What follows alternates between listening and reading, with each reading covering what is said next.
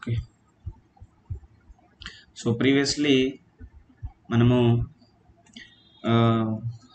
సిరీస్లో Lok Sabha Rajya Sabha and legislative assembly legislative councils గురించి discuss చేస్తున్నాం. సో ఈరోజు మన టాపిక్ ప్రిసైడింగ్ ఆఫీసర్స్ గురించి. ఓకే, లోక్సభకి, రాజ్యసభకి, లెజిస్లేటివ్ కౌన్సిల్ అండ్ లెజిస్లేటివ్ అసెంబ్లీకి అధ్యక్షత వహించడానికి ఒక వ్యక్తి ఉంటారు. సో అలాంటి వ్యక్తులు ఎవరు? సో స్పీకర్ అండ్ చైర్మన్ ఉంటారు నార్మల్గా. సో మరి స్పీకర్ అండ్ చైర్మన్ యొక్క అబ్సెన్స్లో ఎవరు ఉంటారు అధ్యక్షత వహించడానికి ఏంటి అనే డీటెయిల్స్ మనము ఈరోజు క్లాస్లో చూస్తాం. So before we go and deal about all these, so ఒకసారి చిన్న బ్యాక్గ్రౌండ్ చూడండి. మనకి పార్లమెంట్ అని అంటే president of India, Rajya Sabha and Lok Sabha అని అంటున్నాము. తర్వాత స్టేట్ లెజిస్లేచర్ అని అంటే governor, legislative council, legislative assembly అని అంటున్నాం. సో ప్రెసిడెంట్ ఆఫ్ ఇండియా కార్యనిర్వాహక అధ్యక్షుడుగా ఉంటారు, యాజ్ వెల్ యాజ్ ఈయన శాసనసభలకి కూడా హెడ్ అన్నమాట. ఎందుకు?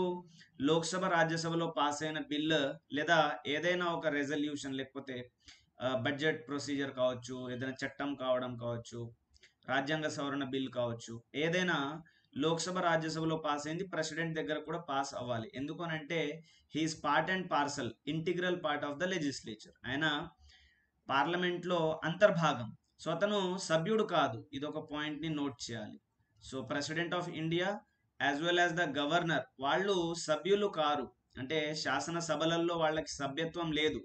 They are neither the members of the Rajya Sabha nor the members of the Lok Sabha nor legislative council nor legislative assembly. So వీళ్ళకి సభ్యత్వం ఉండదు, కాకపోతే వీళ్ళు పార్ట్ అండ్ పార్సల్. సో శాసనసభల్లో వీళ్ళు అంతర్భాగం అని గుర్తుపెట్టుకోవాలి. అయితే ఇప్పుడు మనకి రాజ్యసభ అండ్ లోక్సభ, దీంట్లో కొంతమంది మెంబర్స్ ఉంటారు. మనం ఈ డీటెయిల్స్ మొత్తం ప్రీవియస్ క్లాసెస్లో చూసినాం. అండ్ దీంట్లో మెంబర్స్ ఉంటారు. And similarly members in the legislative council and members in the legislative assembly. So అట్లా ఉన్నప్పుడు ఆ సభని కంట్రోల్ చేయడానికి, ఆ మెంబర్స్ని హ్యాండిల్ చేయడానికి, లేకపోతే ఇప్పుడు లోక్సభ బిల్ పాస్ చేస్తుంది, తర్వాత రాజ్యసభ బిల్ పాస్ చేస్తుంది. సో అట్లా పాస్ చేసే క్రమంలో మెంబర్స్ అందరూ కూడా పార్టిసిపేట్ చేస్తారు, మెంబర్స్ అందరూ డిస్కస్ చేస్తారు, మెంబర్స్ అందరూ కూడా ఓటింగ్లో పార్టిసిపేట్ చేసి ఒక బిల్ పైన లేదా రెజల్యూషన్ పైన, మోషన్ పైన వాళ్ళు డిస్కషన్ చేయడం జరుగుతుంది ఇండివిజువల్గా. సో కొన్ని సందర్భాలు ఉంటాయి, very rare. Suppose Lok Sabha Rajya Sabha article 108 ప్రకారము వాళ్ళు జాయింట్ సిట్టింగ్ కి కూర్చుంటారు, అది very rare. But most of the time Lok Sabha Rajya Sabha రెండు కూడా ఇండివిజువల్ గా కూర్చొని వాళ్ళ యొక్క బిజినెస్ ని వాళ్ళు చేయాలి. సో వాళ్ళకున్న బిజినెస్ ఏంటి అని అంటే, సపోజ్ ప్రెసిడెంట్ ఆఫ్ ఇండియా యొక్క రిమూవల్ ఉంది అనుకోండి, సో ఆ రిమూవల్ కి సంబంధించిన చర్చలు చేయాలి. తర్వాత ఏదైనా ఒక చట్టం చేయాలి అనుకోండి, యాక్ట్, సో దానికి సంబంధించిన చర్చలు చేసి దానికి మద్దతుగా నిలబడాలి. సో రాజ్యాంగ సవరణ ఉంది అనుకోండి, కాన్స్టిట్యూషనల్ అమెండ్మెంట్, దానికి సంబంధించిన చర్చలు చేయాలి. సో భారతదేశానికి సంబంధించిన పార్లమెంట్ అయితేనేమో పూర్తి ఇండియాకి సంబంధించిన విషయాలు, తర్వాత రాష్ట్ర శాసనసభలు అయితేనేమో పూర్తి రాష్ట్రానికి సంబంధించినటువంటి విషయాలు, ఏదైనా కావచ్చు, social, economic, political, common man లైఫ్ని ఎఫెక్ట్ చేసేవి, తర్వాత ఎడ్యుకేటర్స్ని ఎఫెక్ట్ చేసేవి, అడ్మినిస్ట్రేటర్స్ని ఎఫెక్ట్ చేసేవి. సపోజ్ ఇప్పుడు మనరేగా ఉంది, రూరల్ ఏరియాస్లో మనకి 100 రోజుల పని గ్యారంటీ ఉంటుంది, వర్క్ గ్యారంటీ. సో ఆ వర్క్ గ్యారంటీకి సంబంధించిన చర్చలు ఏమైనా చేయాలి అని అంటే అసెంబ్లీలో, తర్వాత పార్లమెంట్లో చర్చలు చేస్తారు. సో అది కామన్ మ్యాన్కి సంబంధించి. సో సిమిలర్లీ విమెన్ సంబంధించిన ఇష్యూస్ కావచ్చు, చిల్డ్రన్కి సంబంధించిన ఇష్యూస్ కావచ్చు, ఎడ్యుకేషన్ సెక్టార్కి సంబంధించిన ఇష్యూస్ కావచ్చు, డిసీజెస్కి సంబంధించి కావచ్చు, ఫ్లడ్స్, కలామిటీస్, ఇలాంటి ఇష్యూస్ అన్నీ కూడా చర్చలు జరుగుతవి. మరో మాటల్లో మనం చెప్పుకోవాలి అని అంటే, to be legalistic, so legalistic గా లేదా కాన్స్టిట్యూషనల్ గా మనం చెప్పుకోవాలి అని అంటే, పార్లమెంట్ లో జరిగే చర్చలు most of the time, not necessarily but most of the time, union list కి సంబంధించినటువంటి అంశాల మీద చర్చలు జరుగుతాయి, రాష్ట్రాల్లో స్టేట్ లిస్ట్ కి సంబంధించినటువంటి అంశాల మీద చర్చలు జరుగుతాయి. సో ఏమంటున్నా అంటే మోస్ట్ ఆఫ్ ద టైమ్ అంటున్నా, బట్ నాట్ నెసెసరీలీ, అంటే ఖచ్చితం కాదు అదే లిస్ట్ మీద చర్చలు జరగాలి అనేది ఏమీ లేదు. సో చట్టాలు తయారు చేయటం అంటే ఓకే, సో చట్టం తయారు చేయటం యూనియన్ లిస్ట్ మీద పార్లమెంట్ మాత్రమే చట్టం తయారు చేయాలి. సో స్టేట్ లిస్ట్ మీద రాష్ట్రాలు చట్టాలు తయారు చేస్తాయి, బట్ డిస్కషన్ నార్మల్ గా మాట్లాడుకోవడమే కదా, పెద్ద ఇది కాదు. కాబట్టి సో చర్చలు అనేవి జరుగుతూ ఉంటాయి అన్నమాట. సో ఇట్లా చర్చలు జరిగినా, ఓటింగ్ జరిగినా, ఏం జరిగినా ఆ సభల్ని కంట్రోల్ చేయడానికి ఒక అధ్యక్షుడు లేదా ఆ సభలో ఒక లీడర్ లేదా ఆ సభని హ్యాండిల్ చేయడానికి ఒక ఐడియల్ సింబల్ అనే ఒక పర్సన్ మాదిరిగా ఒకళ్ళు ఉండాలి. సో వాళ్ళనే మనం అంటాము ప్రిసైడింగ్ ఆఫీసర్ అని చెప్పేసి, అధ్యక్షత వహించేటువంటి అధికారి అని చెప్పేసి మనము అంటాము, రైట్. సో మనకి అధ్యక్షత వహించే వాళ్ళు ఎవరెవరు ఉంటారు అని అంటే లెజిస్లేటివ్ కౌన్సిల్, లెజిస్లేటివ్ అసెంబ్లీ, తర్వాత రాజ్యసభ అండ్ లోక్సభ. సో ఈ అసెంబ్లీ అండ్ లోక్సభకి స్పీకర్ అండ్ డిప్యూటీ స్పీకర్ ఉంటారు. లెజిస్లేటివ్ కౌన్సిల్ అండ్ రాజ్యసభకి చైర్మన్ అండ్ డిప్యూటీ చైర్మన్ ఉంటారు. అండ్ ఇక్కడ ప్యానల్ ఆఫ్ చైర్పర్సన్స్ కూడా ఉంటారు. ఇక్కడ ప్యానల్ ఆఫ్ వైస్ చైర్పర్సన్స్ కూడా ఉంటారు అని చెప్పేసి నోట్ చేయాలి. మనం ఫర్దర్గా క్లియర్గా డీటెయిల్డ్గా డిస్కస్ చేస్తాం వాటి గురించి. సో ఫస్ట్ చూడండి, speaker of the Lok Sabha. So Lok Sabha speaker గురించి మీరు ఒకసారి చూస్తే, లోక్సభలో ఉన్నటువంటి స్పీకర్, సో ఇంగ్లీష్లో చూపించి తెలుగులో ఎక్స్ప్లెయిన్ చేస్తాం. So speaker of the Lok Sabha elected by the Lok Sabha and after the first sitting fixed by the president. So లోక్సభలో స్పీకర్ యొక్క ఎన్నికలు ఎవరు ఫిక్స్ చేస్తారు? స్పీకర్ యొక్క ఎలక్షన్ డేట్స్ అని అంటే ప్రెసిడెంట్ ఆఫ్ ఇండియా అని గుర్తుపెట్టుకోవాలి. సో ఇతను లోక్సభలో సభ్యుడు అనమాట. అండ్ ఇతను ఎవరి ద్వారా ఎన్నుకోబడుతున్నాడు అని అంటే లోక్సభ సభ్యుల ద్వారా ఎన్నుకోబడుతున్నాడు అని చెప్పేసి నోట్ చేయాలి. ఒకటి, ప్రెసిడెంట్ ఆఫ్ ఇండియా ఇతని ఎలక్షన్స్ కి సంబంధించిన షెడ్యూల్స్ ఫిక్స్ చేస్తే లోక్సభలో సభ్యుడు ఇతను అండ్ లోక్సభ సభ్యుల ద్వారా ఇతను ఎలెక్ట్ కాబడుతున్నాడు అని నోట్ చేయాలి. తర్వాత deputy speaker elected by the Lok Sabha after the speaker decides his date. So ఇక్కడ డిప్యూటీ స్పీకర్ కూడా లోక్సభ సభ్యుడే, డిప్యూటీ స్పీకర్ కూడా లోక్సభ సభ్యుడే. అండ్ ఇతన్ని ఎలక్ట్ చేసుకునేది కూడా లోక్సభ సభ్యులే, ఇతన్ని ఎలక్ట్ చేసేది లోక్సభ సభ్యులే. ఇతని ఎలక్షన్ డేట్ ఎవరు ఫిక్స్ చేస్తున్నారు అంటే ఆల్రెడీ ఇప్పుడు స్పీకర్ వచ్చేసినాడు పిక్చర్లోకి, ఆల్రెడీ స్పీకర్ పిక్చర్లోకి వచ్చేసినాడు. సో అలాంటప్పుడు ప్రెసిడెంట్ యొక్క రోల్ ఉండదు. సో ఇట్లా మిమ్మల్ని క్వశ్చన్ అడిగి కన్ఫ్యూజ్ చేయవచ్చు. So the election of the speaker and deputy speaker dates are fixed by the president. So రాష్ట్రపతి వీళ్ళ యొక్క డేట్స్ ఫిక్స్ చేస్తాడు అని అనొచ్చు. ఇది నిజమే, స్పీకర్ డేట్స్ ఫిక్స్ చేసేది రాష్ట్రపతి, కానీ డిప్యూటీ స్పీకర్ డేట్స్ ఫిక్స్ చేసేది రాష్ట్రపతి కాదు, అది లోక్సభ స్పీకర్ అని చెప్పేసి మీరు గుర్తుపెట్టుకోవాలి. మనము ప్రీవియస్ క్లాసెస్ని డీల్ చేస్తున్నప్పుడు ఏమని చెప్పినా, ఎప్పుడైతే స్పీకర్ పొజిషన్ వేకెంట్ ఉంది, డిప్యూటీ స్పీకర్ పొజిషన్ వేకెంట్ ఉంది, అలాంటప్పుడు అది ప్రెసిడెంట్ ఆఫ్ ఇండియా ఒక బాధ్యత, ఒక పర్సన్ని స్పీకర్ లాగా అపాయింట్ చేయటం. సో ఇప్పుడు ఆల్రెడీ లెట్స్ అజ్యూమ్ 2024లో ప్రస్తుతం ఉన్నటువంటి లోక్సభ యొక్క పదవీ కాలం ముగిసిపోయింది. సో ముగిసిపోయినప్పుడు మళ్ళీ జనరల్ ఎలక్షన్స్ జరుగుతాయి.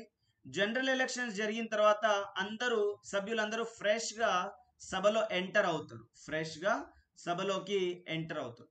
సో ఎంటర్ అయినప్పుడు ఈ 2024లో అంటే 2019 నుంచి 2024 వరకు 5 సంవత్సరాలు ప్రస్తుతం ఉన్న 17వ లోక్సభ యొక్క టెన్యూర్.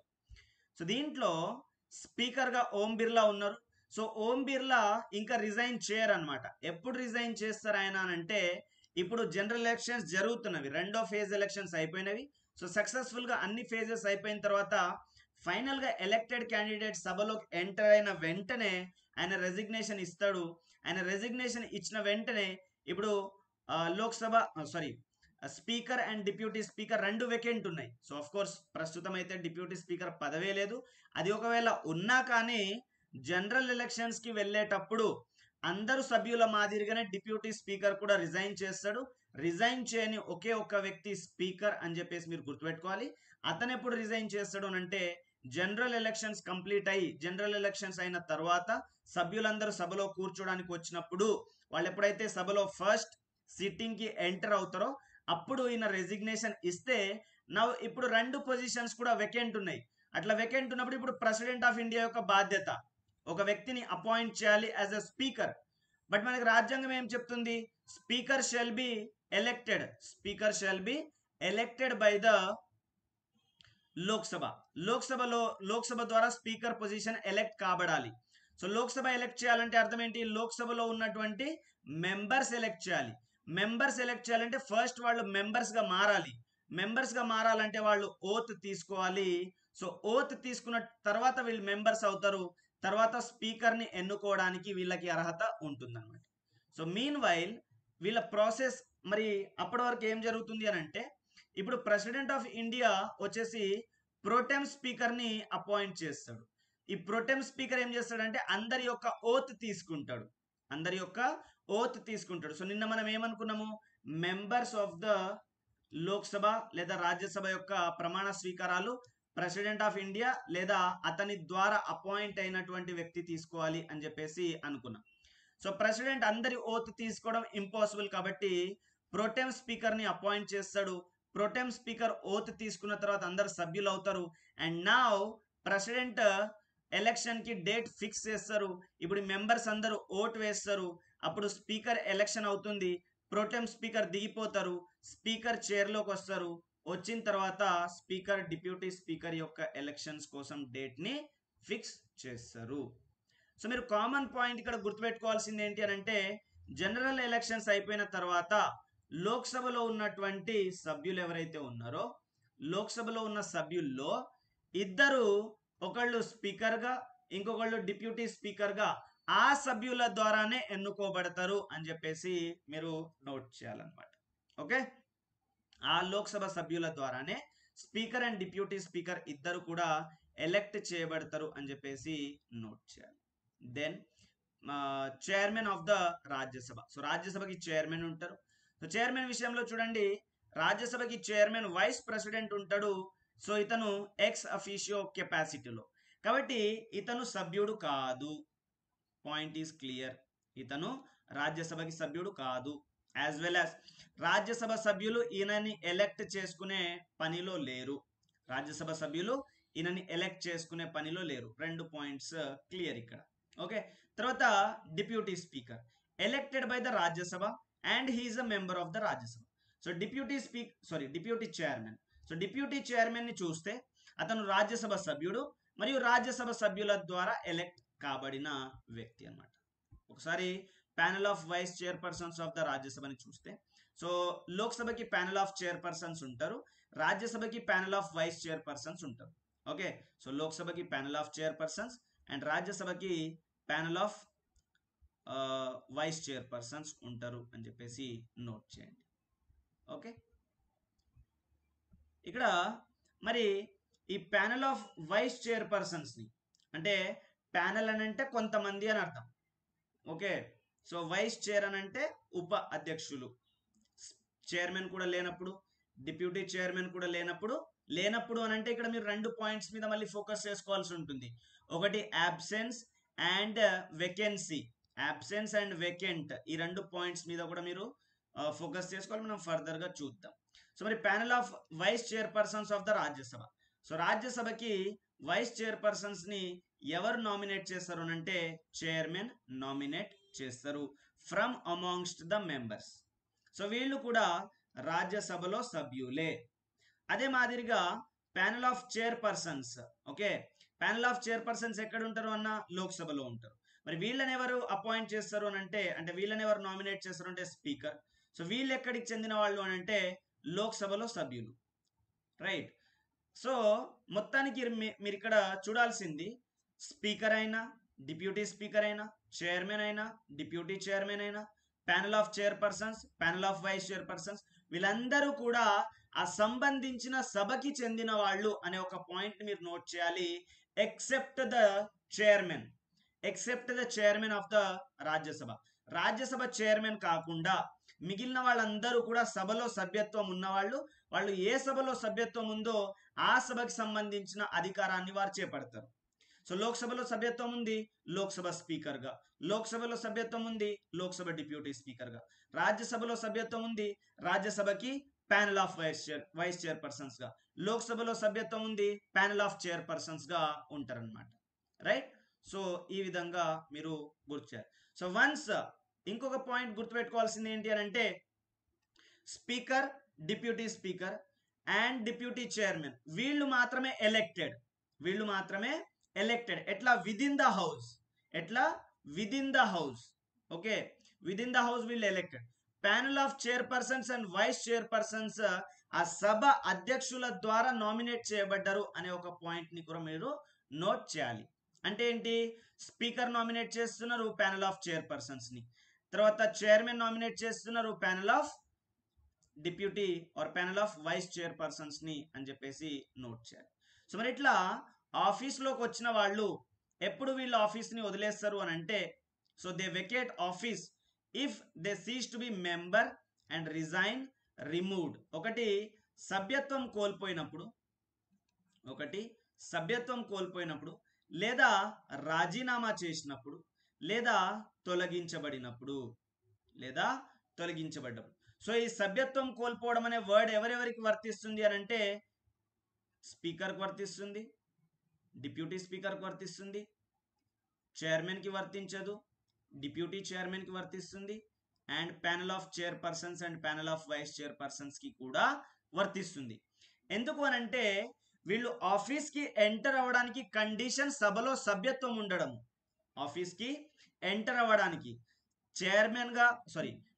డిప్యూటీ చైర్మన్గా, స్పీకర్గా, డిప్యూటీ స్పీకర్గా అధికారంలోకి రావడానికి, ఎలెక్ట్ కాబడడానికి ఉన్నటువంటి కండిషన్ సభ్యత్వం. మరి అలాంటి సభ్యత్వమే పోయినప్పుడు ఎందుకని నువ్వు ఆఫీస్లో ఉంటావు? సో అది క్వైట్ కామన్. తర్వాత రాజీనామా చేస్తే కూడా వీళ్ళు ఆఫీస్ని వదిలేస్తారు. సో ఈ రాజీనామా ఎవరెవరికి వర్తిస్తుంది అని అంటే, చైర్మన్కి కూడా వర్తిస్తుంది రాజీనామా అనేది, అఫ్ కోర్స్. సో వైస్ ప్రెసిడెంట్కి రాజీనామా చేయటం ద్వారా, సో యాక్చువల్గా ఈయన రాజీనామా చేసేది వైస్ ప్రెసిడెంట్గా, నాట్ యాజ్ చైర్మన్. సో ఈయన చైర్మన్గా రాజీనామా చేయడు, వైస్ ప్రెసిడెంట్ లాగా రాజీనామా చేస్తాడు. సో ఎనీహౌ రాజీనామా అనే పాయింట్ అందరికీ కూడా వర్తిస్తుంది. తొలగింపు ద్వారా అనే పాయింట్ కూడా అందరికీ వర్తిస్తుంది. ఓకే, తొలగింపు స్పీకర్కి వర్తిస్తుంది, డిప్యూటీ స్పీకర్కి వర్తిస్తుంది, చైర్మన్కి వర్తిస్తుంది, డిప్యూటీ చైర్మన్కి వర్తిస్తుంది, and panel of chairperson vice చైర్పర్సన్స్కి సంబంధించిన తొలగింపు అదేమి కూడా ఉండదు. ఓకే, సో అది ప్రెసిడెంట్ యొక్క అంటే అధ్యక్షత వహిస్తున్న వ్యక్తి యొక్క ఇష్టం. సో దాంట్లో నుంచి ఎవరైనా రిజైన్ చేసినా సో ఇంకొక వ్యక్తిని ఆ ప్యానెల్లో చేర్చటము, సో అట్లా ఎవరైనా డిస్క్వాలిఫై అయినా, ఎందుకంటే వీళ్ళు సాధారణ సభ్యుల్లాగా ఉంటారు అనమాట,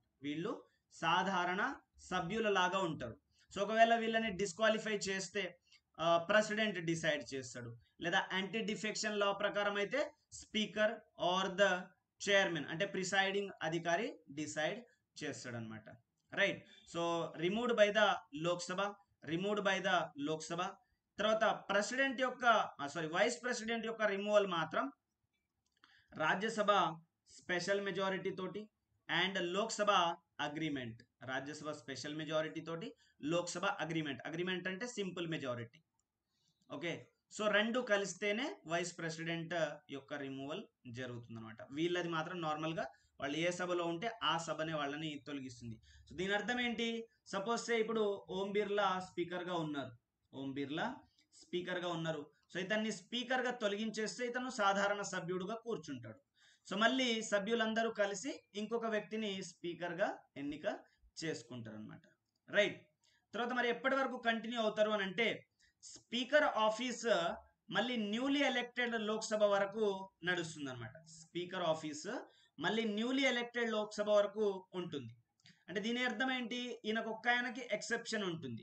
సపోజ్ ఇప్పుడు సే 543 మెంబర్స్ ఉన్నారు లోక్సభలో 543 మెంబర్స్ ఉన్నారు. సో దాంట్లో -2 చేయండి, 541. సో ఒక ఆయన స్పీకర్, ఇంకొక ఆయన డిప్యూటీ స్పీకర్. సో ఇప్పుడు లోక్సభ యొక్క పదవీ కాలం ముగిసిపోయినప్పుడు సభ్యులందరూ కూడా రిజైన్ చేసి అంటే ఆటోమేటిక్గా డిజాల్వ్ అయిపోతుంది లోక్సభ. సో ఆటోమేటిక్గా డిజాల్వ్ అయ్యే క్రమంలో అందరూ ఆటోమేటిక్గా రిజైన్ చేసినట్టే, including deputy speaker except speaker కాకుండా రిమైనింగ్ అందరూ కూడా రాజీనామా చేసినట్టుగా భావిస్తాం అనమాట. సో ఈయన న్యూలీ ఎలెక్టెడ్ లోక్సభ వరకు కంటిన్యూ అవుతాడు. డిప్యూటీ స్పీకర్ సభ్యులతో పాటే దిగిపోతాడు. అండ్ చైర్మన్కి ఇలాంటి పాయింట్ ఏమీ వర్తించదు. అండ్ అఫ్ కోర్స్ అది రాజ్యసభ కూడా కంటిన్యూస్ ఛాంబర్. అండ్ చైర్మన్ ఎవరైతే వైస్ ప్రెసిడెంట్ గా ఉంటారో, వైస్ ప్రెసిడెంట్ గా ఉన్న వ్యక్తి చైర్మన్ గా ఉంటారు. కాబట్టి ఈ పాయింట్ ఇక్కడ వీళ్ళకి వర్తించదు అనమాట. ఓకే, సో మరి వీళ్ళ యొక్క డ్యూటీస్ ఏముంటాయి అంటే, నార్మల్గా స్పీకర్ అధ్యక్షత వహిస్తారు, చైర్మన్ అధ్యక్షత వహిస్తారు. సో చైర్మన్ యొక్క యాబ్సెన్స్ అండ్ చైర్మన్ యొక్క వేకెన్సీ, చైర్మన్ యొక్క యాబ్సెన్స్, చైర్మన్ యొక్క వేకెన్సీ, స్పీకర్ యొక్క యాబ్సెన్స్ లేదా స్పీకర్ యొక్క వేకెన్సీ ఉన్నప్పుడు డిప్యూటీ చైర్మన్, డిప్యూటీ స్పీకర్ ఆ అధికారాలను నిర్వహిస్తారు అనమాట. ఆ అధికారాలు నిర్వహిస్తారు. సో నిర్వహించే క్రమంలో వీళ్ళు స్పీకర్ కి, చైర్మన్ కి సబార్డినేట్ కాదు అనే పాయింట్ ని మీరు నోట్ చేయాలి. ఓకే, తర్వాత ఈ panel of chairpersons hold office until the new panel is nominated. So మళ్ళీ కొత్త ప్యానల్ నామినేట్ అయ్యేంత వరకు ఆ panel of chairpersons and panel of vice chairpersons office ని హోల్డ్ చేస్తారనమాట. రైట్. సో చైర్మన్, ఈ స్పీకర్ ఏం చేస్తాడు, లోక్సభ యొక్క అధికారాలకు, లోక్సభ యొక్క పవర్స్ అండ్ ప్రివిలేజెస్, అధికారాలు మరియు ప్రత్యేక హక్కులకి ఈయన గార్డియన్. ఓకే, లోక్సభ యొక్క అధికారాలు మరియు ప్రత్యేక హక్కులకు ఆయన గార్డియన్ అన్నమాట. ఎవరు, స్పీకర్. ఓకే, తర్వాత అతను లోక్సభకి ప్రతినిధిగా కూడా ఉంటారు. సపోజ్ ఇప్పుడు ఇండియాకి ప్రతినిధి ఎవరు, ఇండియాని ఎవరు రిప్రజెంట్ చేస్తున్నారంటే ప్రెసిడెంట్. మరి అట్లా లోక్సభని ఎవరు రిప్రజెంట్ చేస్తారు, స్పీకర్. అదే మాదిరిగా రాజ్యసభని ఎవరు రిప్రజెంట్ చేస్తారు, చైర్మన్. సో అట్లా వాళ్ళు రిప్రజెంట్ చేస్తారు అనమాట. And presides overs the joint sitting if the chairman if the speaker is absent. So speaker ఉంటే జాయింట్ సిట్టింగ్ కి స్పీకర్ అధ్యక్షత వహిస్తాడు. ఒకవేళ స్పీకర్ లేకపోతే జాయింట్ సిట్టింగ్ కి డిప్యూటీ స్పీకర్ అధ్యక్షత వహించడం జరుగుతుంది అనమాట. సో చైర్మన్ కి ఎలాంటి ఫంక్షన్స్ ఉంటాయనంటే, similar to the powers and functions of the speaker of the Lok Sabha. So Lok Sabha speaker కి ఉన్నటువంటి అధికారాలు, లోక్సభ స్పీకర్ కి ఉండేటువంటి విధులు రాజ్యసభ చైర్మన్ కి ఉంటాయి అన్నమాట. సో వీళ్ళు not subordinate, they are directly responsible to the house. Speaker లేనప్పుడు డిప్యూటీ స్పీకర్ పనిచేస్తున్నాడు, తర్వాత చైర్మన్ లేనప్పుడు డిప్యూటీ చైర్మన్ పనిచేస్తున్నాడు. సో మరి స్పీకర్ వచ్చిన తర్వాత డిప్యూటీ స్పీకర్ ఆయనకి ఏమైనా సమాధానం ఇచ్చుకోవాలా, అయ్యా నువ్వు లేని సందర్భంలో నేను ఇది చేసినా అది చేసినా అని? నో. సో మరి చైర్మన్ మళ్ళీ వచ్చినప్పుడు డిప్యూటీ చైర్మన్ ఏమైనా సమాధానం ఇచ్చుకోవాలా? నో. ఎందుకు అనంటే they are responsible to the house. Okay, so వాళ్ళు సభకి అధ్యక్షులు అండ్ వాళ్ళు ఇండిపెండెంట్ గా ఉంటారు, వాళ్ళు సబార్డినేట్ కాదు అని చెప్పేసి మీరు గుర్తుపెట్టుకోవాలి. ఓకే, సో మరి panel of chairpersons, vice chairpersons ఎప్పుడు అధికారంలోకి వస్తారు, ఎప్పుడు వాళ్ళు అధ్యక్షత వహిస్తారు అని అంటే క్లియర్ గా వినండి కేర్ఫుల్ గా. So panel of chairpersons the చెప్తున్నా, 1 minute please. So panel of chairpersons గురించి చెప్తున్నా. Speaker, deputy speaker. చూద్దాం. స్పీకర్ అబ్సెంట్ ఉన్నాడు, స్పీకర్ అబ్సెంట్ ఉన్నారు, అప్పుడు డిప్యూటీ స్పీకర్ అధ్యక్షత వహిస్తాడు. స్పీకర్ అబ్సెంట్ ఉన్నారు, డిప్యూటీ స్పీకర్ అధ్యక్షత వహిస్తారు. తర్వాత స్పీకర్ వేకెంట్ ఉన్నారు, స్పీకర్ వేకెంట్ ఉన్నారు, అప్పుడు డిప్యూటీ స్పీకర్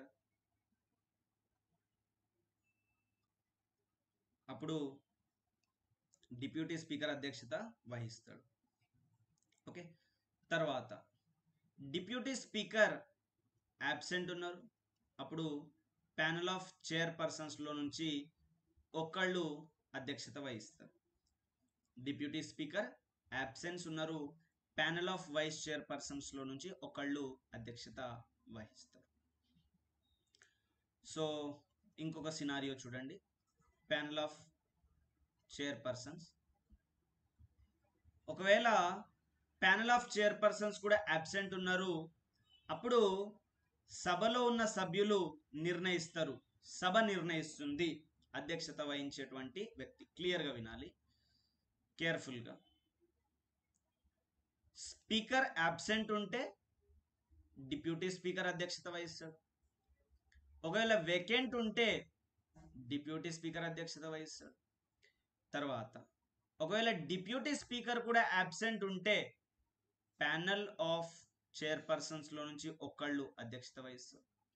ఒకవేళ ఈ ప్యానల్ ఆఫ్ చైర్పర్సన్స్ కూడా అందరూ అబ్సెంట్ అయితే సభ ఒకళ్ళని నిర్ణయిస్తుంది. కానీ ఇప్పుడు అజ్యూమ్ చేయండి స్పీకర్ పొజిషన్ వేకెంట్ ఉంది అండ్ డిప్యూటీ స్పీకర్ పొజిషన్ కూడా వేకెంట్ ఉంది. డిప్యూటీ స్పీకర్ పొజిషన్ కూడా వేకెంట్ ఉంది. సో మరి ఇప్పుడు ఈ ప్యానల్ ఆఫ్ చైర్పర్సన్స్లో నుంచి ఒకళ్ళు వచ్చి అధ్యక్షత వహించవచ్చా అంటే no. Only president of India can decide. Only president of India can decide a person who is suppose to preside. So ఎవరు ప్రిసైడ్ చేయాలి, ఎవరు అధ్యక్షత వహించాలి అనేది రాష్ట్రపతి డిసైడ్ చేస్తారు. సో ఇంకా ఫర్దర్ ఫ్లో ఉండదు అనమాట, ఆగిపోతుంది. సపోజ్ ఏమనుకున్నాము, ఈ ప్యానల్ ఆఫ్ చైర్పర్సన్స్ కూడా అబ్సెంట్ అయితే సభ నిర్ణయిస్తుంది అని అన్నాం. ఎప్పుడు అనంటే ఈ స్పీకర్ డిప్యూటీ స్పీకర్ రెండు పొజిషన్స్ వెకెంట్ ఉండనంత వరకు. సో రెండు వెకెంట్ ఉంటే ప్రెసిడెంట్ డిసైడ్ చేస్తాడు అధ్యక్షత వహించాల్సినటువంటి వ్యక్తిని. ఆ రెండిట్లో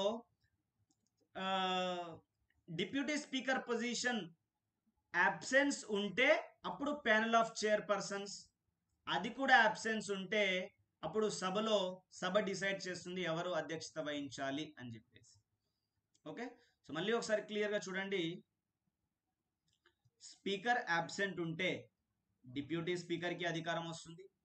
తర్వాత డిప్యూటీ స్పీకర్ కూడా అబ్సెంట్ ఉంటే ప్యానల్ ఆఫ్ చైర్పర్సన్స్కి అధికారం వస్తుంది. ఈ ప్యానల్ ఆఫ్ చైర్పర్సన్స్ కూడా అబ్సెంట్ ఉంటే సభ డిసైడ్ చేస్తుంది. సో ఈ సందర్భాల్లో రాష్ట్రపతి యొక్క ఇంటర్వెన్షన్ మనకి కనిపించదు.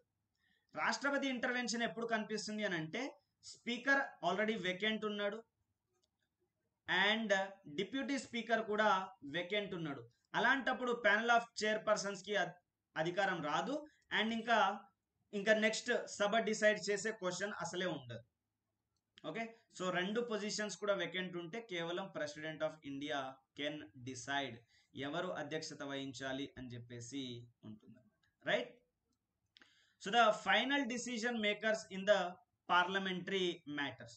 సో లోక్సభలో ఏవైనా చర్చలు జరుగుతున్నాయి, రాజ్యాంగానికి సంబంధించిన ప్రశ్న తలెత్తింది, ఏదైనా చట్టానికి సంబంధించిన ప్రశ్న తలెత్తింది.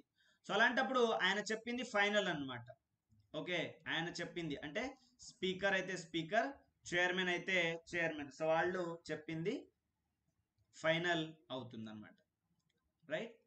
So vice chairpersons cannot preside when the chairman deputy chairman position is vacant similar to the speaker deputy speaker. So ఇప్పుడు మనము స్పీకర్ దగ్గర చైర్మన్, డిప్యూటీ స్పీకర్ దగ్గర deputy chairman, panel of chairpersons దగ్గర వైస్ చైర్పర్సన్స్. సో ఇట్లా పెట్టుకుంటే same అనమాట, similar points, similar explanation. Okay, so ఇప్పుడు లోక్సభ రాజ్యసభకు చూస్తున్నాం. సో సిమిలర్ పాయింట్స్ మనకి లెజిస్లేటివ్ అసెంబ్లీ అండ్ లెజిస్లేటివ్ కౌన్సిల్కి కూడా ఉంటుందన్నమాట, రైట్.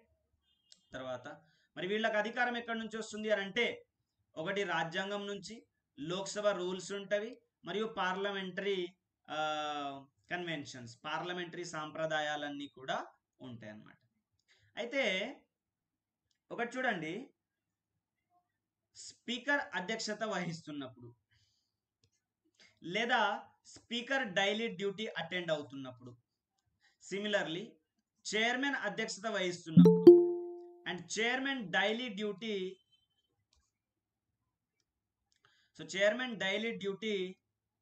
చేస్తున్నప్పుడు deputy speaker and deputy chairman they are like the any other normal members.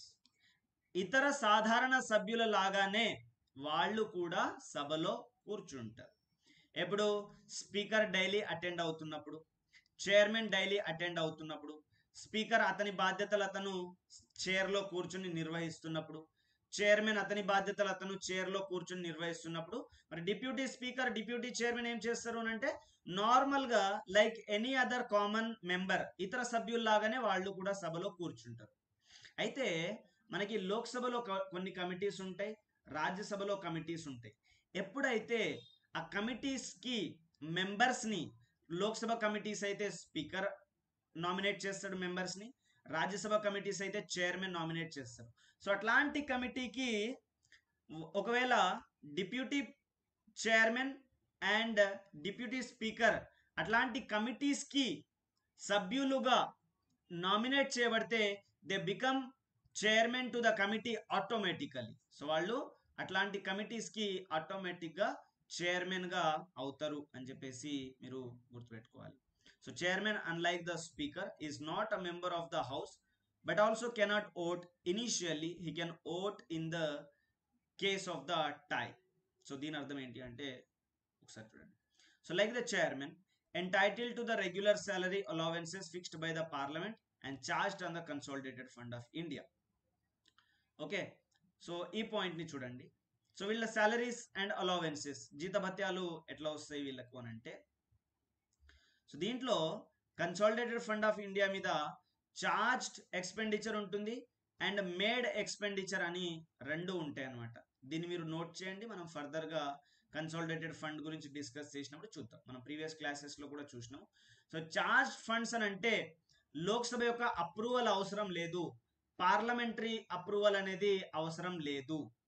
So like executive వాళ్ళు మనీని విత్డ్రా చేయాలి అంటే అప్రూవల్ తీసుకోవాలి, కానీ ఈ పొజిషన్స్కి అప్రూవల్ లేకుండానే మనీ వస్తుంది.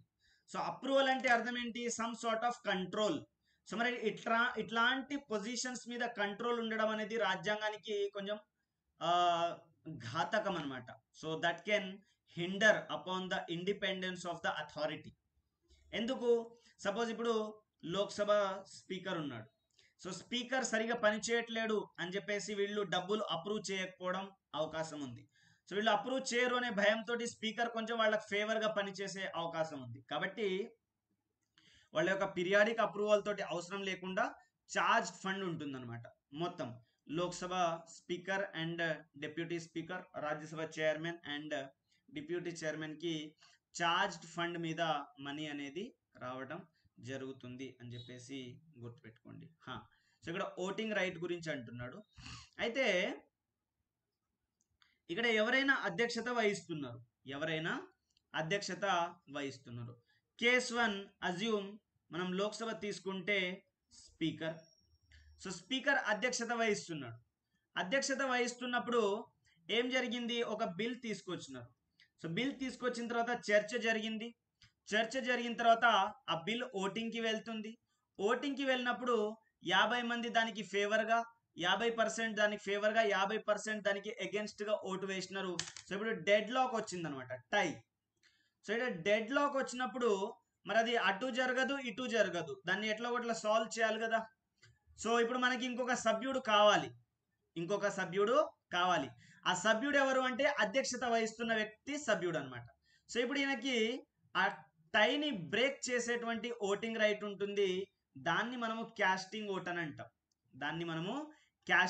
అంటాం. సో క్యాస్టింగ్ ఓట్ అనేది నాట్ యాజ్ ఎ సభ్యుడు but as a presiding officer. So అతను సభ్యుడు అనే అర్హతతోటి క్యాస్టింగ్ ఓట్ వేయట్లేడు, అతను అధ్యక్షత వహిస్తున్న వ్యక్తి అనే అర్హతతోటి క్యాస్టింగ్ ఓట్ వేస్తున్నాడు అని చెప్పేసి మీరు గుర్తుపెట్టుకోవాలి. సో క్యాస్టింగ్ ఓట్ అనేది ఎప్పుడైతే సభలో 50% వచ్చి టై ఏర్పడే అవకాశం ఉంటుందో, ఆ టైని బ్రేక్ చేయడం కోసము అధ్యక్షత వహిస్తున్నటువంటి వ్యక్తి చేస్తాడనమాట. సో ఉదాహరణ, speaker yes, deputy speaker yes, panel of chairpersons yes, chairman yes, deputy chairman yes, panel of vice chairpersons yes, ఎవరైనా కావచ్చు. ఆ సీట్లో కూర్చున్న వ్యక్తికి, మరో మాటలో మనం చెప్పుకోవాలి అంటే, బిల్లు మీద మొదటిసారిగా లేదా మొదట ఓటు వేసే అధికారం లేదా హక్కు ఆయనకి ఉండదు. ఓకే, కానీ ఎప్పుడు అంటే ఒకవేళ టై ఏర్పడ్డప్పుడు మాత్రం ఓటు వేయటానికి అండ్ ఆ టైని బ్రేక్ చేయడానికి అధికారం ఉంటుంది. సో దాన్ని క్యాస్టింగ్ ఓట్ అని అంటాం. సో క్యాస్టింగ్ ఓట్ అనేది టైని బ్రేక్ చేయడానికి వాడతాము, ఒకటో పాయింట్. రెండో పాయింట్, అధ్యక్షత వహిస్తున్న వ్యక్తి అండ్ అట్లాంటి అధ్యక్షత వహిస్తున్నటువంటి వ్యక్తికి ఫస్ట్ ఇన్స్టాన్స్లో అంటే మొట్టమొదటగా సభ్యులు ఎవరు కూడా ఓటు వేయకంటే ముందు ఓటు వేయటానికి అర్హత ఉండదు అని చెప్పేసి మీరు నోట్ చేయాలి.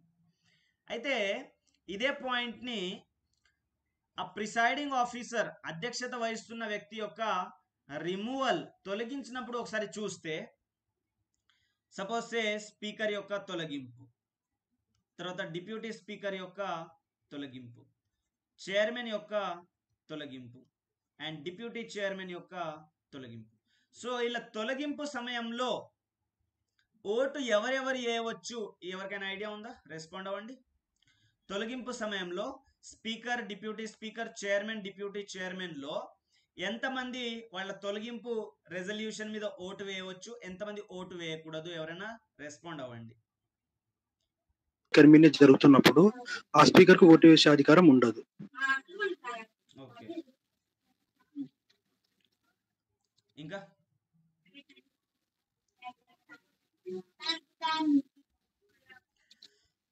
సో మరి స్పీకర్ కి సంబంధించి ఓకే, ఇంకా remaining deputy speaker, chairman, deputy chairman. Deputy chairman sir vote వేయచ్చు. డిప్యూటీ చైర్మన్ ఓటు వేయచ్చు. ఓకే, ఇంకా మరి డిప్యూటీ చైర్మన్ వేయవచ్చు అంటే డిప్యూటీ స్పీకర్ కూడా వేయవచ్చు కదా?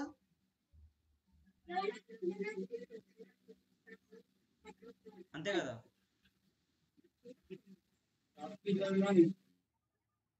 ఓకే, సరే, మ్యూట్ చేయండి. అయితే తొలగింపు సమయంలో వీళ్ళు ఎవరెవరైతే సభ్యులు ఉన్నారో సభలో సభ్యులందరూ కూడా ఓటు వేయవచ్చు. ఎందుకనంటే సభ్యులకి ఓటు వేసే అధికారం ఉంటుంది, వాళ్ళు సభ్యులు అనే కారణం చేత. అయితే ఇక్కడ పాయింట్ ఈజ్, తొలగింపు సమయంలో తొలగింపు తీర్మానం ఉన్నప్పుడు వీళ్ళు ఫస్ట్ ఇన్స్టాన్స్ లో ఓటు వేసుకోవాలి. అంటే ఫస్ట్ ఇన్స్టాన్స్ ఎవరు ఓటు వేయకంటే ముందు వీళ్ళు ఓటు వేసుకోవాలన్నమాట ఉంటుంది. స్పీకర్ కూడా ఓటు వేస్తారు, డిప్యూటీ స్పీకర్ ఓటు వేస్తారు, డిప్యూటీ చైర్మన్ ఓటు వేస్తారు, చైర్మన్ ఓటు వేయరు. ఎందుకు అని ఎవరైనా చెప్పగలరా? సార్ అతను మెంబర్ కాదు కదా సార్. ఎస్, సో అతను మెంబర్ కాదు, ఆయనకి రాజ్యసభలో మెంబర్షిప్ లేదు. ఎందుకు? ఆయన వైస్ ప్రెసిడెంట్ అనే కెపాసిటీ తోటి యాజ్ అన్ ఎక్స్ అఫీషియో అంటే వైస్ ప్రెసిడెంట్ గా ఉన్నాడు అనే అర్హత తోటి ఆయన చైర్మన్ గా వర్క్ చేస్తున్నాడు, రైట్? కాబట్టి ఆయన సభలో సభ్యుడు కాదు కాబట్టి ఓటు వేయడు. సో వీళ్ళందరికీ ఉంది ఓటు వేసే అధికారం. కానీ ఎప్పుడు వేసుకోవాలి అని అంటే రిమూవల్ టైంలో ఫస్ట్ ఇన్స్టాన్స్ లో ఓటు వేసుకోవాలి. ఈ టైంలో వీళ్ళకి క్యాస్టింగ్ ఓట్ అధికారం ఉండదు. సపోజ్ సే అజ్యూమ్ చేయండి కేర్ఫుల్ గా, ఇప్పుడు స్పీకర్ యొక్క తొలగింపు జరుగుతుంది. ఇప్పుడు స్పీకర్ అధ్యక్షత వహించవచ్చా?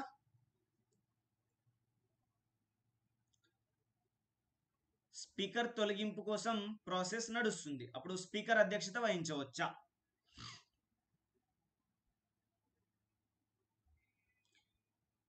లేదు సార్.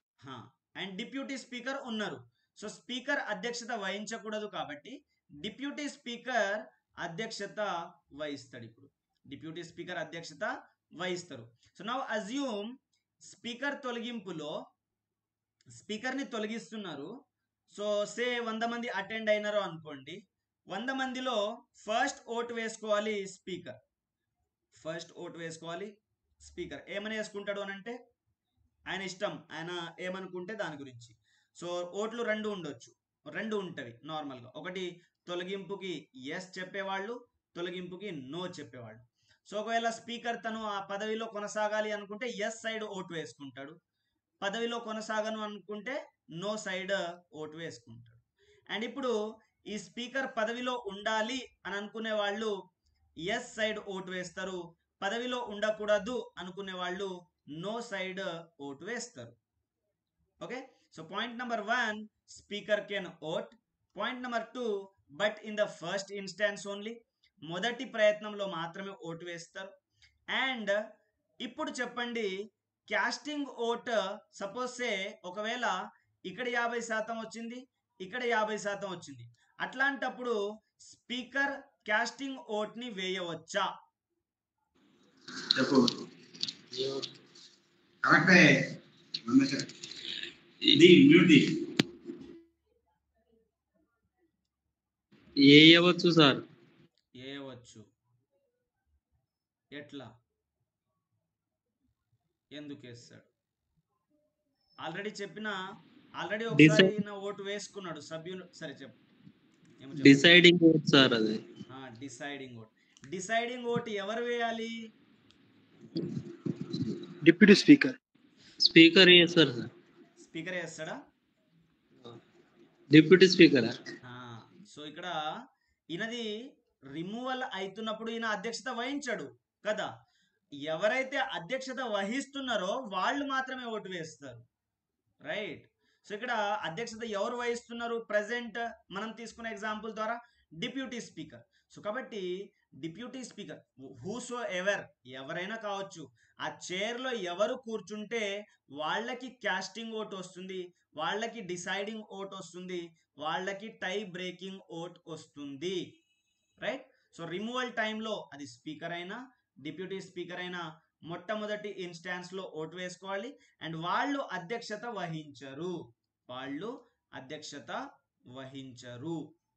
రైట్? సో వేరే వాళ్ళు ఎవరైనా అధ్యక్షత వహిస్తారు. సపోజ్ సే ఇప్పుడు స్పీకర్ అధ్యక్షత వహిస్తున్నాడు అండ్ డిప్యూటీ స్పీకర్ యొక్క తొలగింపు చేస్తున్నారు. సో ఆల్రెడీ స్పీకర్ ఉన్నాడు కాబట్టి deputy speaker any other normal member, ఇతర సభ్యులలాగా, సాధారణ సభ్యుల్లాగా ఉంటాడు. So there is no question of presiding over, అధ్యక్షత వహించే క్వశ్చనే లేదు. తర్వాత ఇప్పుడు ఈయన ఓటు ఎప్పుడు వేసుకోవాలి అంటే ఫస్ట్ ఇన్స్టాన్స్లో ఓటు వేసుకోవాలి. అండ్ కాస్టింగ్ ఓట్ ఎవరికి ఉంటుంది? ఇప్పుడు ఇక్కడ ఒకవేళ ఈక్వాలిటీ వస్తే స్పీకర్కి కాస్టింగ్ ఓట్ అనేది వస్తుంది అన్నమాట. సో ఇది దీని గురించి ఉన్నటువంటి వివరాలు. సో ఒకసారి చూడండి, speaker of the Lok Sabha elections and tenure. నార్మల్గా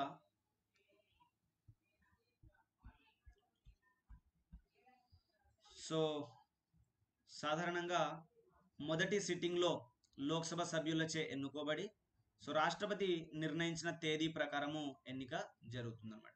సో ఇతను లోక్సభ సభ్యుడిగా ఆగిపోతే లేదా రాజీనామా చేస్తే లేదా లోక్సభ చేసినటువంటి తీర్మానం ద్వారా పదవి ఖాళీ అనేది ఏర్పడుతుంది. తర్వాత లోక్సభ కొత్తగా ఎన్నికైనటువంటి లోక్సభ రద్దు తర్వాత సమావేశం అయ్యే వరకు ఈయన పదవిలో కొనసాగుతాడు. అంటే ఆల్రెడీ ఉన్న పాత లోక్సభ రద్దు అయిపోతుంది. ఇంకొక పాయింట్ గుర్తు చేసుకోవాలి, పాత లోక్సభ లేదా నడుస్తున్న లోక్సభ రద్దు అయినప్పుడు స్పీకర్ పదవి రద్దు కాదు. ఎప్పుడు రద్దు అవుతుంది అని అంటే మళ్ళీ కొత్త లోక్సభ వచ్చినప్పుడు రద్దు అవుతుంది అనే పాయింట్ మీరు నోట్ చేసుకోవాలి. సో పాత్ర, అధికారాలు, విధులు చూస్తే ఈయన లోక్సభకి అధిపతిగా ఉంటారు, లోక్సభకి ప్రతినిధిగా ఉంటారు, దాని అధికారాలు మరియు ప్రత్యేక హక్కులకి సంరక్షకుడు అన్నమాట. అధికారాలు, ప్రత్యేక హక్కులకి సంరక్షకుడు. ఏ విధంగా? సపోజ్ లోక్సభలో సభ్యులందరూ కూర్చున్నారు. సో ఎవరైనా కొట్టుకోవడానికి, తిట్టుకోవడానికి ప్రయత్నం చేసినప్పుడు వాళ్ళని ఆపాలి. సో ఆ సభలో ఉన్నటువంటి అధికారాలు, ప్రత్యేక హక్కులు, వాటికి ఈయన సంరక్షకుడుగా పని చేస్తాడనమాట. సో సభలో ఏదైనా పార్లమెంటరీ వ్యవహారాలకు సంబంధించిన విషయాల్లో ఈయనది తుది నిర్ణయం ఉంటుంది అని చెప్పేసి గుర్తుపెట్టుకోవాలి. రాజ్యాంగం, లోక్సభ నియమాలు, పార్లమెంట్ సాంప్రదాయాల ప్రకారము స్పీకర్కి అటువంటి అధికారాలు ఉంటాయి అని చెప్పేసి మీరు గుర్తుపెట్టుకోవాలి. తర్వాత ఆర్డర్ని మెయింటైన్ చేయడం సభలో, తర్వాత నియమాలను వివరించడం. సపోజ్ లోక్సభ రూల్స్ ఉన్నాయి, సో రూల్స్ని వివరణ చేయటము, ఎవరికైనా అర్థం కాకపోయినా, ఎవరైనా తప్పు చేసినా, ఎవరైనా మిస్బిహేవ్ చేస్తున్నా వాళ్ళకి చెప్పడం, మీరు going against the rules of the Lok Sabha అని చెప్పేసి చెప్పడం. తర్వాత సభని వాయిదా వేయటము మరియు టై ఏర్పడినప్పుడు ఓటు వేయటము, ఉభయ సభలకు అధ్యక్షత వహించడము, రహస్య సమావేశాలను అనుమతించడము, ద్రవ్య బిల్లులను ధృవీకరించడము మరియు సభ్యుల యొక్క అర్హతలపై నిర్ణయం తీసుకోవటము. అండ్ ఏదైనా పార్లమెంటరీ కమిటీకి ఆయన అధికారులను నియమించేటువంటి అధికారాన్ని కలిగి ఉంటాడు. ఓకే, ఏదైనా పార్లమెంటరీ కమిటీకి అధికారులను నియమించేటువంటి అధికారాలను ఇతను కలిగి ఉంటాడు అన్నమాట. తర్వాత స్వతంత్రత, నిష్పాక్షికత చూసుకుంటే ఇతనికి పదవి యొక్క భద్రత ఉంటుంది. లోక్సభలో ప్రత్యేక మెజారిటీ ద్వారా తొలగింపు జరుగుతుంది. ఇక్కడ ఒక పాయింట్ని మీరు నోట్ చేసుకోవాలి.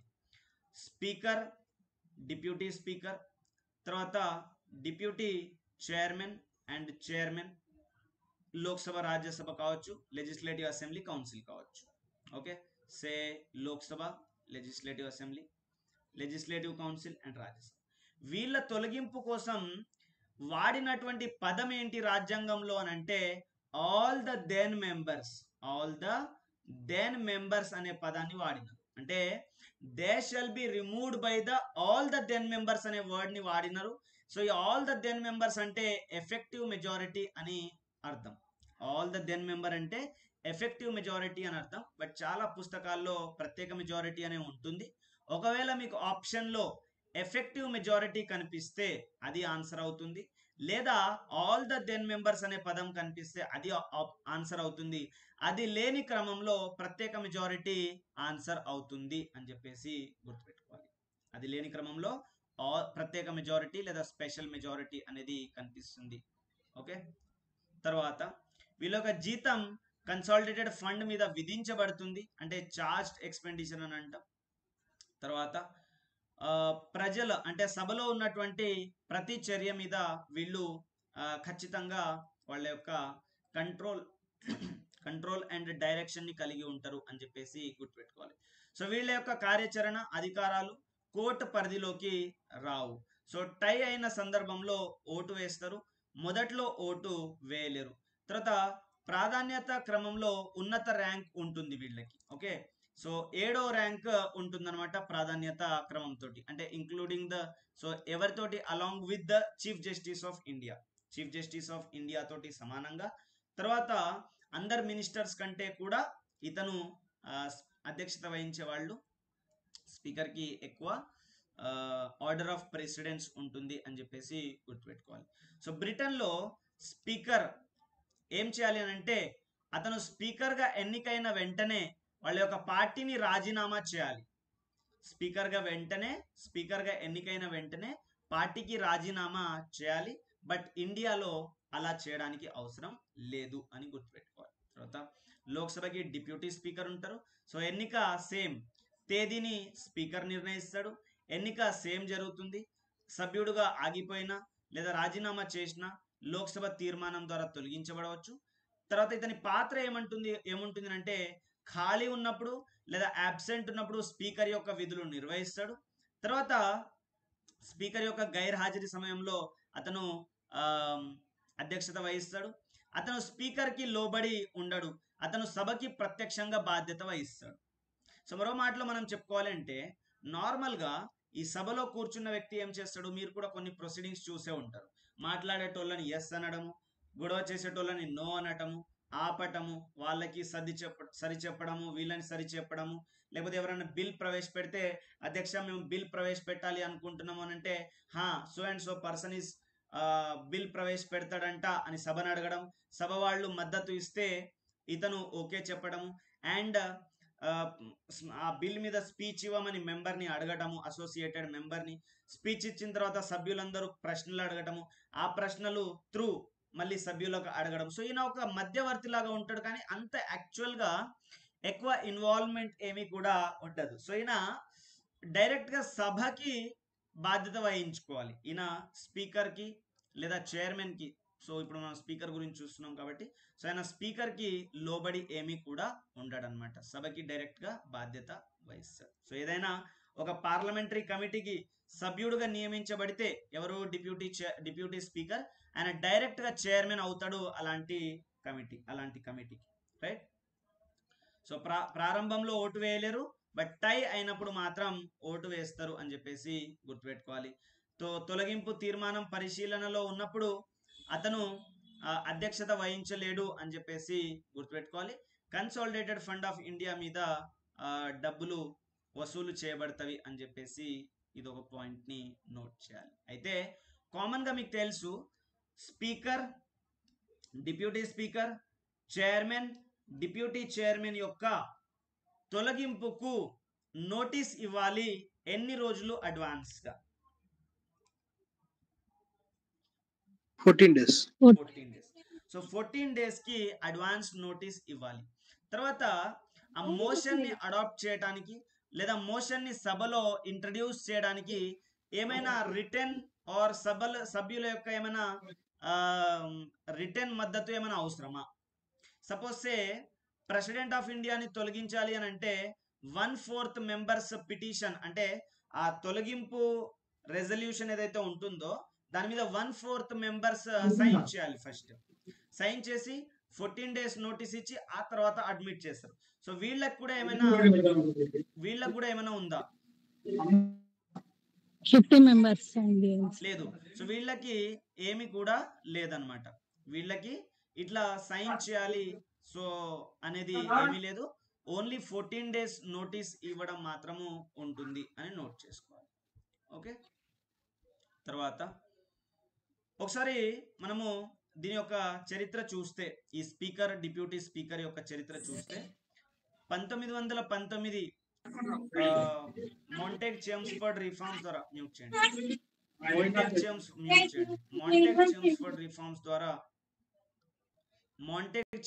రిఫార్మ్స్ ద్వారా ఉద్భవించినవి. సో అది మొట్టమొదటిసారిగా 1921లో ప్రెసిడెంట్ అండ్ డిప్యూటీ ప్రెసిడెంట్ అనే పేరుతోటి ఈ రెండు పదవులను ఎండోర్స్ చేయడం జరిగింది. అయితే 1935 గవర్నమెంట్ ఆఫ్ ఇండియా యాక్ట్ వాటిని స్పీకర్, డిప్యూటీ స్పీకర్గా పేరు మార్చింది. బట్ అయినప్పటికీ కూడా అది 1947 వరకు కంటిన్యూ అయింది. ఎందుకు కంటిన్యూ అయింది అని అంటే ఈ 1935 ఇండియాలో సమాఖ్య వ్యవస్థకి సంబంధించినటువంటి ప్రొవిజన్స్ అమల్లోకి రాలేదు. కాబట్టి G V Mavalankar and Ananthasayanam Ayyangar the first speaker and deputy speaker of the Lok Sabha respective. So లోక్సభకి మొదటి స్పీకర్ జీవి మౌలాంకర్ ఉన్నారు. తర్వాత Ananthasayanam Ayyangar was the first deputy speaker. సాధారణంగా 10వ లోక్సభ వరకు, 10th లోక్సభ వరకు రూలింగ్ పార్టీ వాళ్లే స్పీకర్గా ఉన్నారు, డిప్యూటీ స్పీకర్గా ఉన్నారు. రూలింగ్ పార్టీ వాళ్లే స్పీకర్గా ఉన్నారు, డిప్యూటీ స్పీకర్గా ఉన్నారు. కానీ 11వ లోక్సభ నుంచి సాంప్రదాయం మారింది.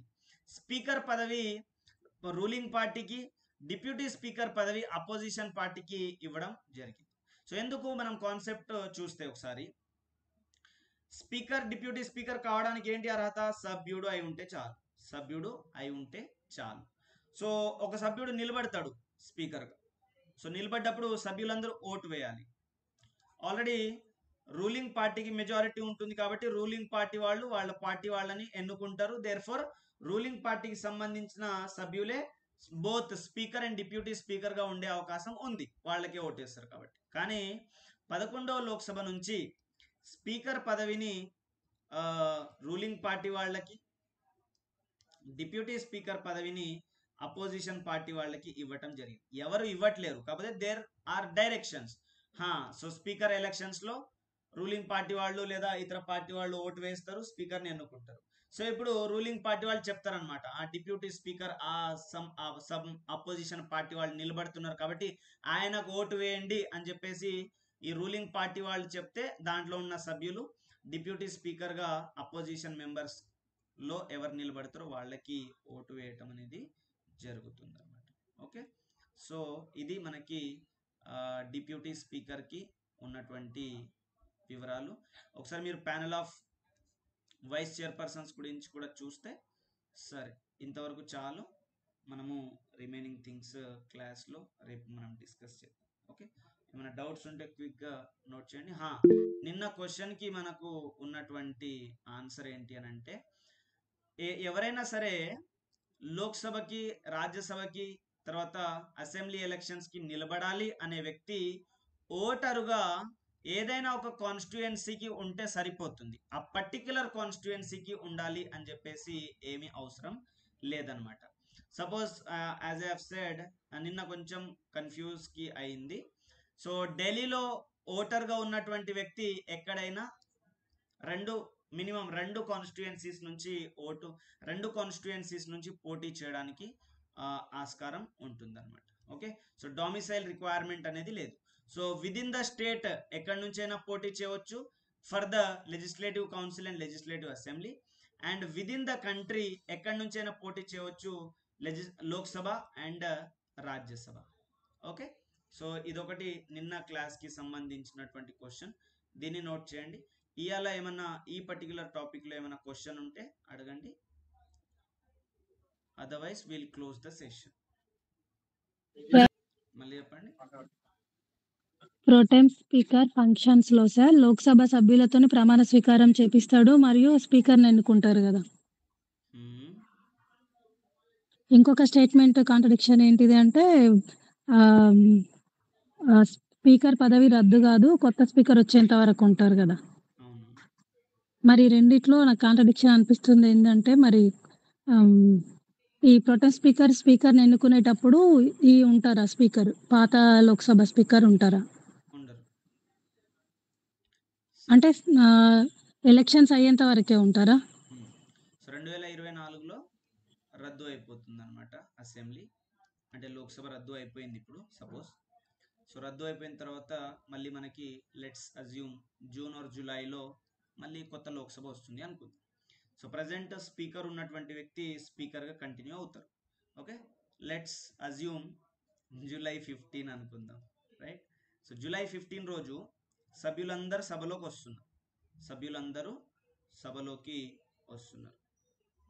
ఓకే, అయితే ఇప్పుడు సభ్యులందరూ సభలోకి వస్తున్నారు అండ్ ఇప్పటి వరకు స్పీకర్గానే ఉన్నాడు. అండ్ ఇప్పుడు స్పీకర్ రిజైన్ చేస్తాడు. Point is clear. ఏ రోజు? జూలై 15 రోజు సభ్యులందరూ ఎన్నికైన తర్వాత ఎలక్షన్ కమిషన్ ఆఫ్ ఇండియా ఒక లిస్ట్ తయారు చేసి అది ప్రెసిడెంట్ యొక్క నోటీస్కి పంపిస్తే ప్రెసిడెంట్ ఆయన బాధ్యత అనమాట ఇప్పుడు అందరి యొక్క ప్రమాణాలు తీసుకోవాలి. సో ప్రమాణాలు తీసుకోవాలి అని అంటే ఆయనకి కొంచెం పాసిబుల్ అవ్వదు. అందరి యొక్క ప్రమాణాలు తీసుకోవాలి అంటే బికాజ్ హీఈస్ హై, ఆయన అత్యున్నతమైనటువంటి అధికారి, and for other reasons also we are need not go in all the practical details. So ఈయన ఇప్పుడు ఆల్రెడీ ఉన్నటువంటి స్పీకర్ పదవి రద్దు కాదు అని ఆల్రెడీ నువ్వు నోట్ చేసినావు, మీకు ఆల్రెడీ తెలుసు ఇది. ఇప్పుడు జూలై 15 నాడు ఇక్కడ నుంచి సభ్యులు సభకి వెళ్తున్నారు అండ్ ఇప్పుడు ఈ స్పీకర్ రిజైన్ చేస్తున్నారు. ఓకే, సో ప్రెసిడెంట్ ఏం చేస్తారు అని అంటే ఒక ప్రొటెం స్పీకర్ని అదే రోజున అపాయింట్ చేస్తాడు. అపాయింట్ చేస్తే ఆ ప్రొటెం స్పీకర్ అందరి యొక్క ఓత్ తీసుకుంటాడు. అండ్ ఇప్పుడు ఇందాక మీరు అడిగిన క్వశ్చన్లో ప్రొటెం స్పీకర్ ఫంక్షన్స్లో ఓత్ తీసుకోవడం మరియు స్పీకర్ని ఎలెక్ట్ చేసుకోవడం అని అన్నారు. సో ఎవరు ఎలెక్ట్ చేస్తారు స్పీకర్ని అంటే సభ్యులు ఎలెక్ట్ చేస్తారు. సో ఇక్కడ ప్రెసిడెంట్ ఏం చేస్తాడు? As well president date decide చేస్తాడు ఎవరిది? స్పీకర్ ఎలక్షన్ కోసం. సో ఇప్పుడు ప్రెసిడెంట్ జూలై 15 నాడు ప్రొటెం స్పీకర్ని అపాయింట్ చేస్తున్నాడు. ప్రొటెం స్పీకర్ సభలో వచ్చిన సభ్యుల ఓత్ తీసుకుంటున్నాడు. ఓత్ తీసుకున్న తర్వాత అందరూ సభ్యులుగా మారుతారు. సభ్యులుగా మారిన తర్వాత ఈయన ప్రొటెం స్పీకర్ ఏం చేస్తాడు అంటే ఆల్రెడీ ప్రెసిడెంట్ డేట్ ఫిక్స్ చేసినాడు కాబట్టి ఈయన అధ్యక్షుడుగానే కూర్చుంటారు. కూర్చున్న తర్వాత ఓటింగ్ జరుగుతుంది స్పీకర్ కోసం ఓటింగ్ జరుగుతుంది. సో స్పీకర్ ఎలెక్ట్ అవుతారు సభ్యులు ఓటు వేసిన తర్వాత. సో ఇప్పుడు ప్రొటెం స్పీకర్ హలో ఇచ్చేసి ఈయనకు దిగిపోతాడు అండ్ ఎలెక్ట్ అయినటువంటి స్పీకర్ పోయి అధ్యక్షతగా కూర్చుంటాడు. కూర్చున్న తర్వాత ఈ ఎలెక్ట్ అయినటువంటి స్పీకర్ డిప్యూటీ స్పీకర్గా ఎలక్షన్స్ డేట్స్ని ఫిక్స్ చేస్తాడు. ఓకే, సో ఇది మళ్ళీ ఒకసారి నువ్వు క్వశ్చన్ క్లియర్గా అడిగితే నేను దీని యొక్క కంక్లూజన్ పాయింట్స్ చెప్పేస్తాను. 1 పాయింట్ ఈస్ క్లియర్. ప్రొటెం స్పీకర్ని ప్రెసిడెంట్ ఆఫ్ ఇండియా అపాయింట్ చేస్తాడు అండ్ ఈయన యొక్క డ్యూటీ ఓత్ తీసుకోవడం వరకు మాత్రమే అండ్ ఎలక్షన్ని ఫెసిలిటేట్ చేయటం. ఆయన డేట్ ఫిక్స్ చేయడు, ఏమీ ఫిక్స్ చేయడు. ఎవరు ఫిక్స్ చేస్తున్నారు అని అంటే ప్రెసిడెంట్ ఆఫ్ ఇండియా ఫిక్స్ చేస్తున్నారు. ఇప్పుడు ఏమైనా క్వశ్చన్ ఇంతకుముందు అడిగిందే మళ్ళీ ఒకసారి అడగండి question.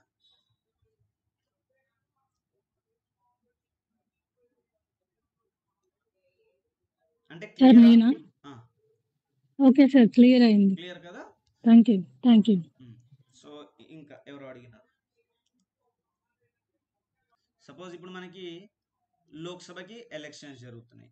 Suppose I am Nalgonda voter, నేను నల్గొండ ఓటర్ని. సో ఇప్పుడు నేను పోయి ఢిల్లీలో చాందినీ చౌక్ నుంచి పోటీ చేయవచ్చు. ఓకే, దేనికి? లోక్సభకి, రైట్. అండ్ యాజ్ వెల్ ఇప్పుడు నేను దేవరకొండ ఓటర్ని, డీవీకే. సో డీవీకే ఓటర్ని కాబట్టి లెజిస్లేటివ్ అసెంబ్లీకి నేను పోయి నాగార్జున సాగర్ నుంచి పోటీ చేయవచ్చు. అండ్ ఇంకోటి గుర్తుపెట్టుకోవాలంటే మ్యాక్సిమం 2 సీట్స్కి పోటీ చేయవచ్చు అని చెప్పేసి ఇది ఒక పాయింట్ని గుర్తు చేసుకోవాలి. ఓకేనా?